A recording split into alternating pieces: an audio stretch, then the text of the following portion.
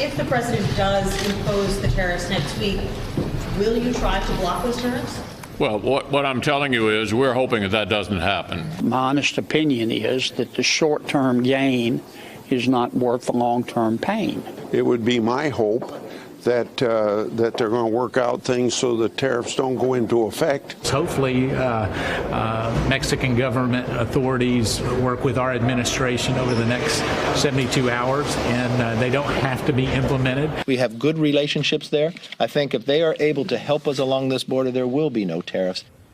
You heard it there. Republicans hoping today's meeting between the Vice President, Secretary of State Mike Pompeo, and a Mexican delegation will make enough progress that it changes the president's mind about imposing tariffs next week.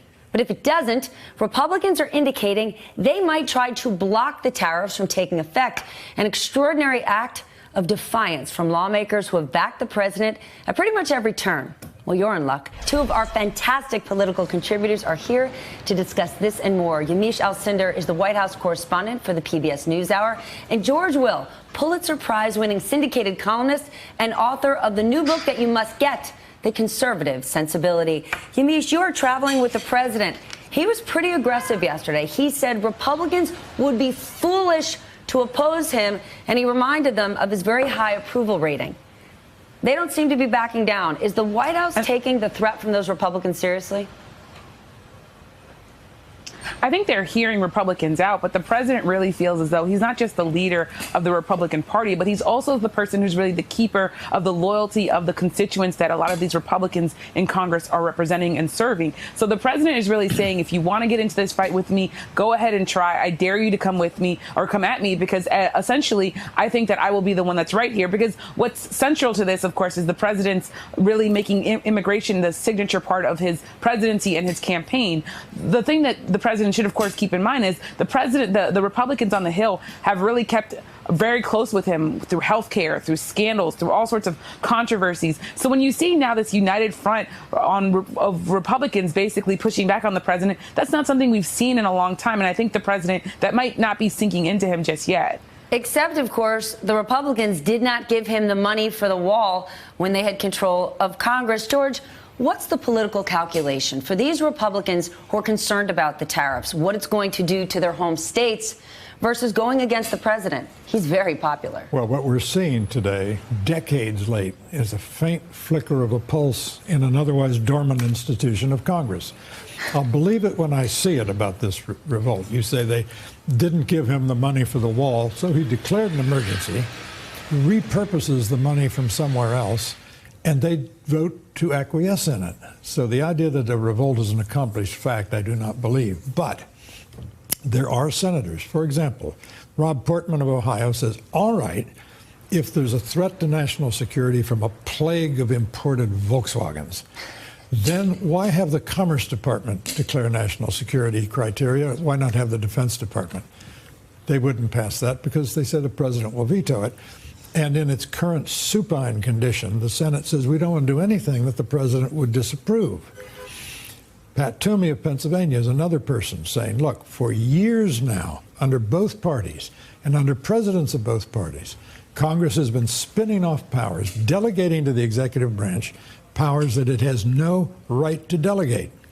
What we need also at this point is a Supreme Court that will breathe life back into the non-delegation doctrine. Well, for years now, you have also been writing about immigration for decades. In fact, we found a column that you wrote in 1993 saying this: fear touches the immigration issue at every turn. If immigration law is changed in a manner that codifies fear and hostility, America's identity will be altered. 1.2 million people were apprehended at the border that year, and yet America survived and thrived. Why does it feel different now? It's a good question, and I don't know why. I think it's because we've finally found a politician and the current president who's willing to be a serious demagogue about this. I do not understand for the life of me why conservatives cannot recognize that immigration is an entrepreneurial act. These are people uprooting themselves and their families often, coming to a country where they have linguistic challenges and vast uncertainties, cultural but finding their way in and assimilating with remarkable speed. the fact is, we need immigrants as much as they need us because we have an aging workforce. We have an entitlement system that depends on a large workforce. In very few years, there are going to be 2.4 workers for every retiree, Social Security recipient. That is unsustainable. Then what are Republicans telling you? Those who back the president on this. There's the fear right now isn't fear of immigrants, it's fear of the 45th president. They say Senator Corker, Senator Flake, Congressman Sanford, all opposed the president and all died. However, there is a physics to our politics that the force here breeds an equal and opposite reaction. And that may be what we're seeing this morning in the Senate. That senators are discovering that under the Madisonian system, they're supposed to be rivals of the president, not teammates. They all oppose the president and they all died. Yamiche, what happens if this is it's so crazy it actually worked? What if the meeting with the Mexican delegation today, as unorthodox as the president has been, what if they actually get results? What if Mexico steps up?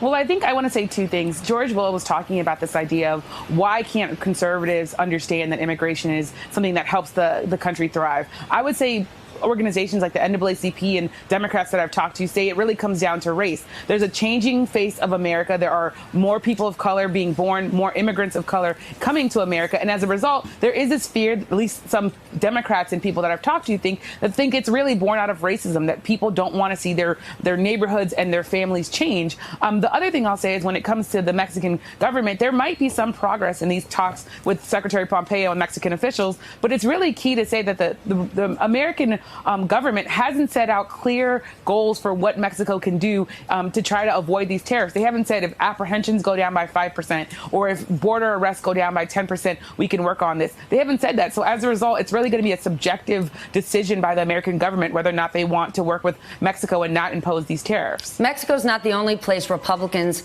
are not standing with the president. Some are talking about opposing him on an arms deal that specifically benefits Saudi Arabia. And those who oppose him are Republicans and Democrats together. Yamiche, where's this thing headed? I mean, Lindsey Graham standing against the president? I think it's remarkable. I think that I share George Will's skepticism in some way, which is that I will believe that there is a revolt happening when the revolt actually happens, when we see Republicans actually pass a bill that says that they do not believe that these tariffs should go forward, and then really vote to override a veto by President Trump that then really stops the tariffs. But I think Republicans right now are hoping that their messaging is going to stop the president. I'm not sure that that's going to be what stops this president. However, maybe people saying that the livelihoods of farmers and businesses, car dealerships are at stake here might slow the president down. George, you're shaking your head. Well, on the arms sale, for example, the legislation under which the president is acting contains an enormous loophole. It says you must consult Congress unless the president, as he promiscuously does, declares an emergency, in which case he's completely unfettered. So they write these laws and then they write loopholes to the laws, and the law becomes all loophole. Laws with loopholes are basically nothing. Hey there, I'm Chris Hayes from MSNBC. Thanks for watching MSNBC on YouTube. If you want to keep up to date with the videos we're putting out, you can click subscribe just below me or click over on this list to see lots of other great videos.